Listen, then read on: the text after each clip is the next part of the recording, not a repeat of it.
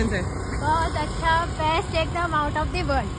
और एकदम डीमोटिवेटेड हो गई थी मैं जब नहीं आ रही थी स्टार्टिंग में, लेकिन मैम ने पूरा फेथ रखा, पूरा सपोर्ट किया और बोला कंटिन्यू करना, हो जाएगा। हाँ, थोड़ा समय लगा ना, थोड़ा समय तो लगा, लेकिन हो गया। बट कभी कुछ भी टच नहीं किया। साइकिल बेस्ट एक्सपीरियंस, कुछ नहीं, नथिंग। और अनुज माइंड मत करना, आपकी हाइट कितनी है? बहुत कम, 4'9". देखो 4'9" हाइट है और किस तरीके से गुड़िया बैठी है आप देख भी सकते हो, लेकिन हिम्मत नहीं हारी। मेरे एक बार समझाने पे इसने कंटिन्यू क्लासे करी, थोड़ा समय लगा लेकिन ड्रीम पूरा हुआ। यस, खुश हो? Everyone should come.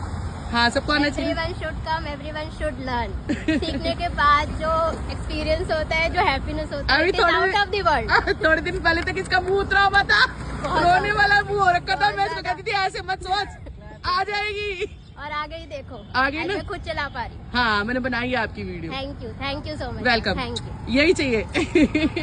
ठीक है।